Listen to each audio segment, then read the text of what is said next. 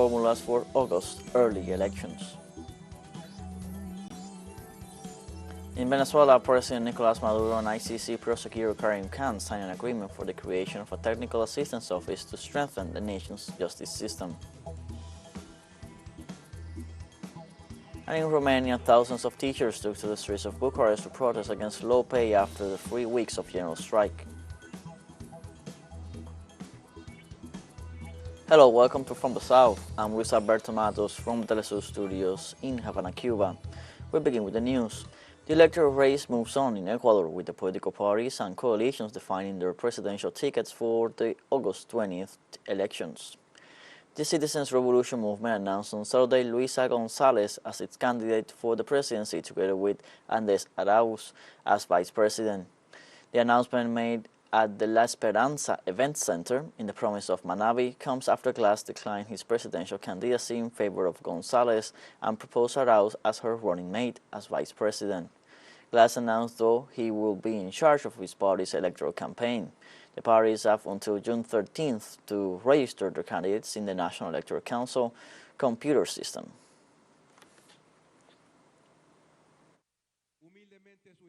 I humbly propose Luisa González for President of the Republic. And I want a person there to accompany her.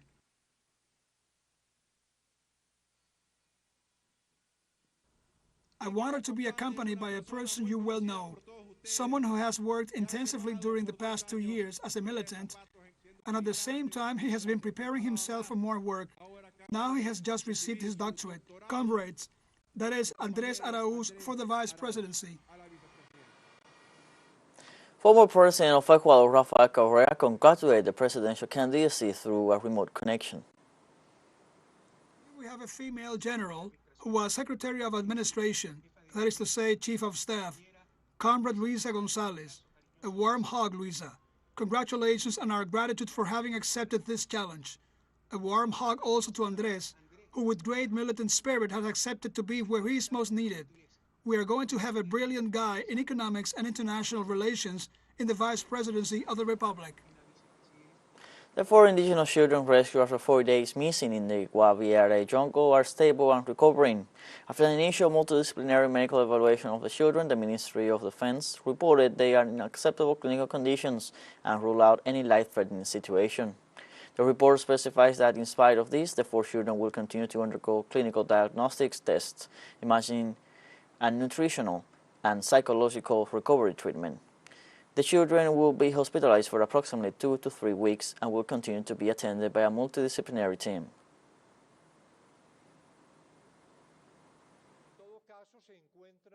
In any case, they are in the process of recovery first. According to medical prescriptions, they are hydrating because obviously they were in a complicated situation. They cannot eat food yet, but in general, the condition of the kids, the boy and the girls, is acceptable. According to medical reports, they are out of danger, but they need to be stabilized. During the press conference, the general commanding the search for the children in the jungle informed about their condition. At this moment, the pediatric service has advanced a protocol of medical tests, diagnosis, paraclinical and imaging studies, and have also started a recovery, nutritional and psychological support treatment in order to cope with these new conditions. We will be aware and ready to inform you of any change in their evolution, but to bring peace of mind to all the Colombian people, our 4 children are in acceptable general conditions. Venezuelan President Nicolas Maduro and International Criminal Court prosecutor Karim Khan signed in Caracas an agreement for the creation of a technical assistance office to strengthen the capacities of the Venezuelan justice system. The prosecutor explained that the technical assistance will allow Caracas to do more to fulfill its obligations under the Rome Statute, while his specialists will be able to help in the judicial reforms that the country wants to implement. The document also includes the training of professionals and key actors in the field of justice and to bring the experience of the International Criminal Court closer to that of Venezuela in order to develop and implement a rule of law that guarantees the enjoyment of human rights. Karim Khan emphasized that the signing of the agreement will make it possible to work more closely together.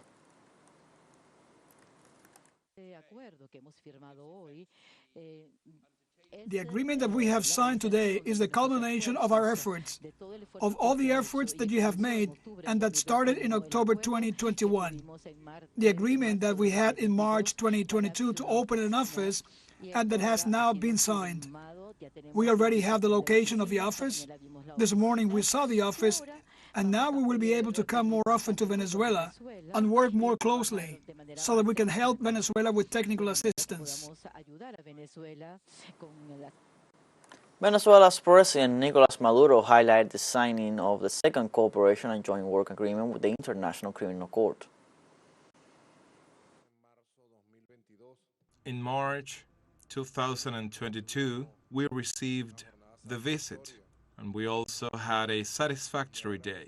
And now we have had the third day of work here in Venezuela. Yesterday, early morning, with our teams, throughout the morning and the afternoon. And we have concluded with the signing of the second memorandum of cooperation and joint work to establish, as decided in such memorandum, an office for technical cooperation of the International Criminal Court prosecutor in Venezuela. The Bolivarian president also affirmed that the signing of the memorandum is a great step forward for the country. So I think it is a favorable step forward. A very complete document was drafted. We have achieved a great consensus, and I believe that it has been a favorable consensus as well. Venezuela, as I always tell Prosecutor Karim Khan in our long and intense conversations, is a country no better or worse than any other country in the continent or the world, but a country where we have set ourselves great goals for the construction of an alternative state, a different state, a state where the people are the protagonists. Let's take a short break, but remember you can join us on TikTok at TeleSUR English, where you will find news in different formats, news updates, and much more. All the stories coming up. Stay with us.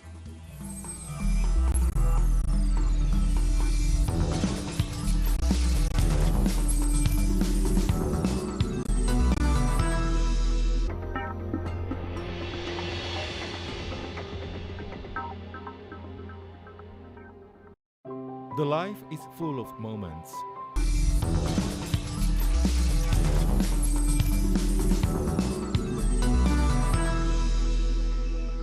Welcome back from the south. The landless movement in Brazil has planted 4 tons of seeds from the Usara palm tree, a species at risk of extinction.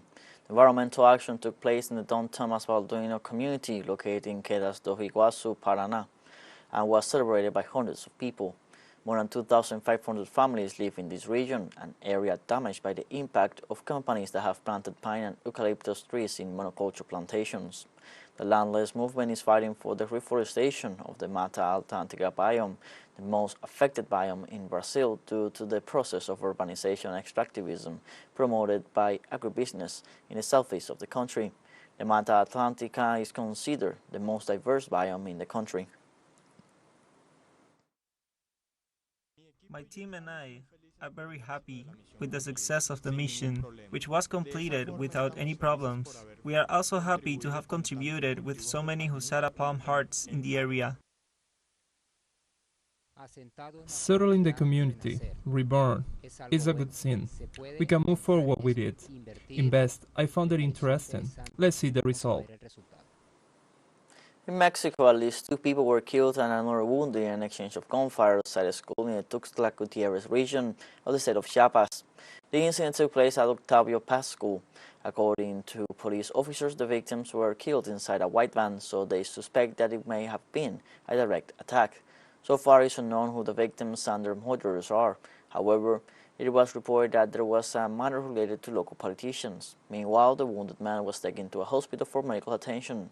Thousands of worried parents and relatives crowded outside the school, where classes are taught at various levels from kindergarten to pre-university.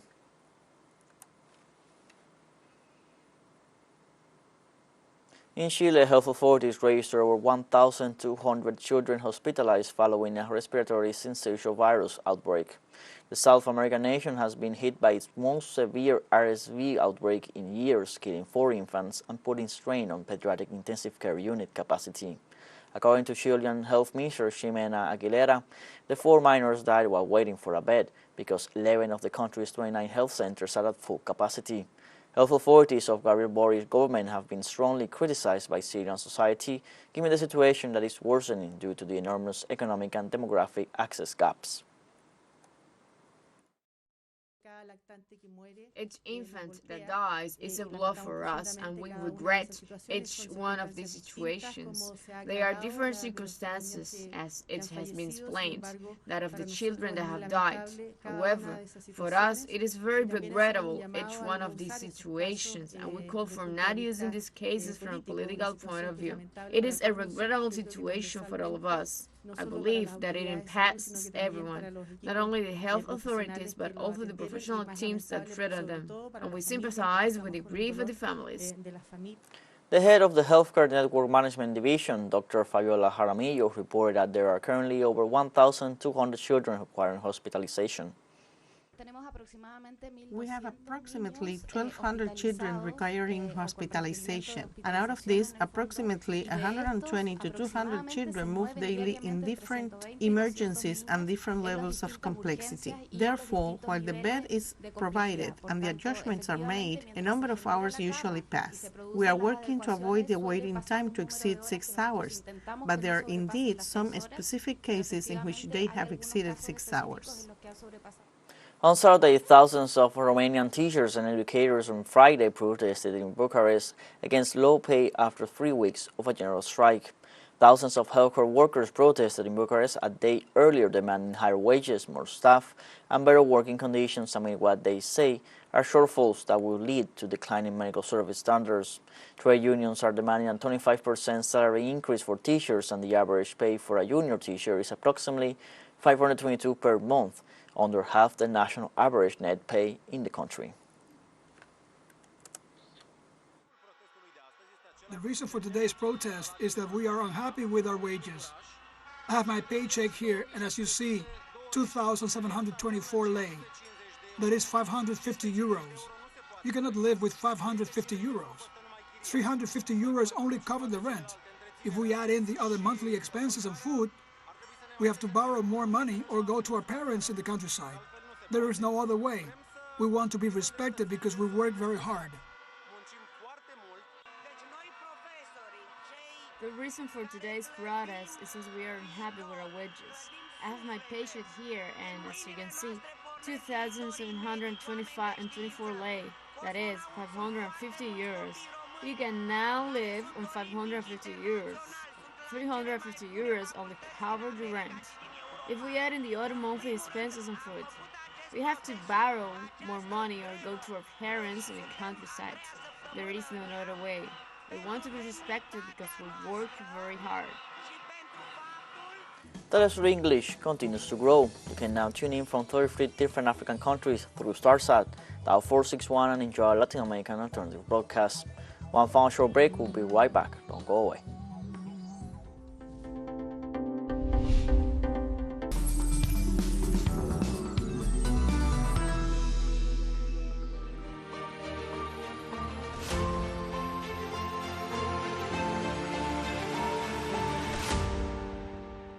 Welcome back from the south. Russian President Vladimir Putin acknowledged the start of the counter-offensive that Ukraine had been promising for months. The Russian president stressed that Kiev troops have not reached targets anywhere on the front and highlighted the bravery and heroism of the Russian soldiers and the correct organization of the forces. Putin also referred to the shocking Ukrainian casualty figures of the last days, which exceeded the usual level, and indicated the coup d'etat of 2014 as the source of power of the Ukrainian regime.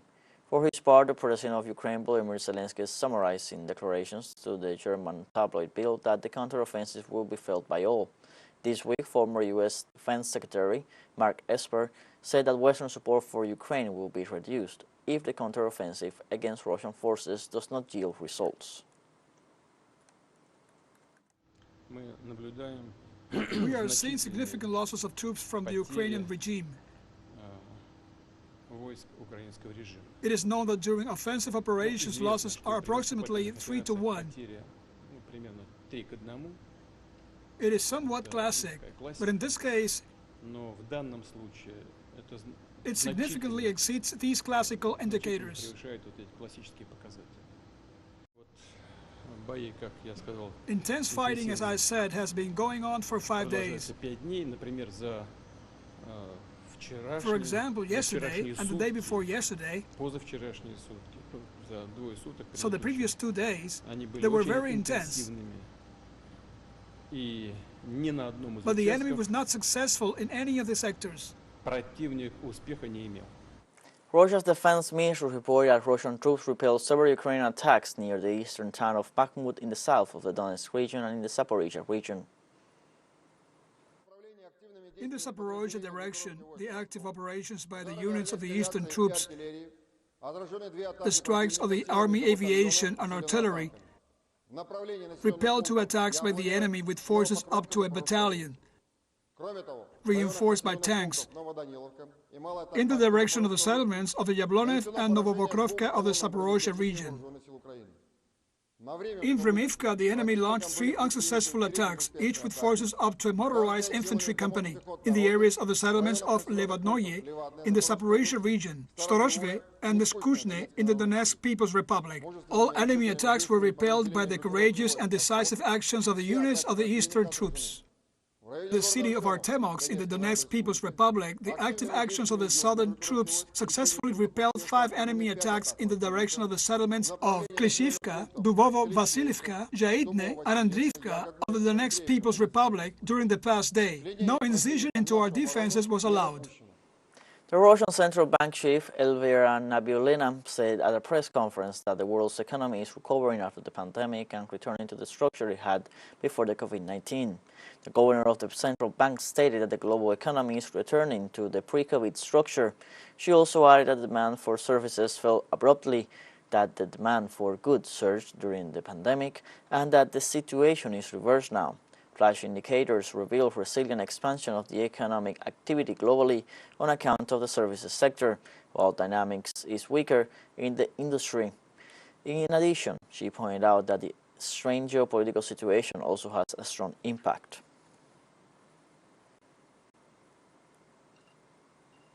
Honduran President Xiomara Castro continues her 6-day visit to China. She is expected to meet with Chinese President Xi Jinping. Castro concluded her 2-day visit to Shanghai on Saturday and traveled to Beijing at the end of the day. During the morning, the Honduran president visited the headquarters of the new BRICS Development Bank, where she met with the president of the financial institution, Dilma Rousseff. At a meeting, Castro expressed her government's intention to join the BRICS Bank. The president of the Central American nation said it was a decision that sought to find mechanisms to develop and strengthen her country's economy. Honduras and China announced the establishment of diplomatic relations on March 26, hours after the Central American country made official its break with Taiwan.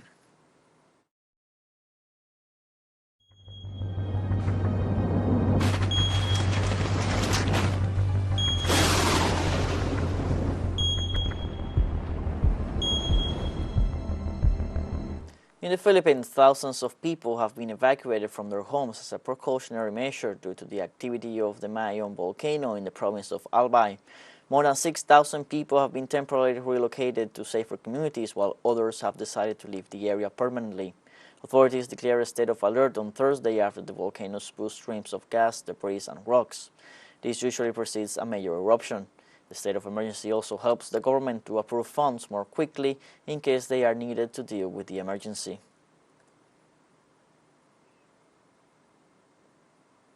In Kyrgyzstan, residents in several areas of Bishkek have been affected by difficulties in accessing regular water supplies after a dry start to the summer led to water restrictions. The authorities in Bishkek have introduced water supply restrictions, including nighttime cutoffs after the capital's groundwater level dropped by 15 to 20 meters since 2022. In response, the city authorities have pledged to deliver water to households on a regular basis, but Bishkek residents claim that the water they receive is unfit for drinking and cooking because the tankers sent to them are full of dirty water. They also complain that the water resource often runs out before everyone can get their share.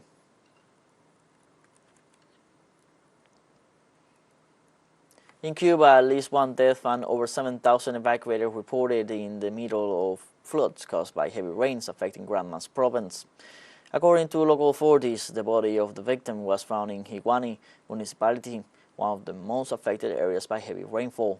In addition, it was reported that over 10,000 homes were affected in some way, including flooding, with 65 total landslides and 214 partial ones. Meanwhile, 7,259 residents who were evacuated are sheltered in family and friends' homes, while 211 remain in state institutions. The Cuban President Miguel Díaz-Canel ordered the civil defense personnel, the Ministry of the Interior, and the Revolutionary Armed Forces to remain deployed to permanently monitor the situation and provide attention to those affected by the floods. We have come to the end of this news briefing. You can find these and many other stories on our website, telesurenglish.net. You can also join us on social media.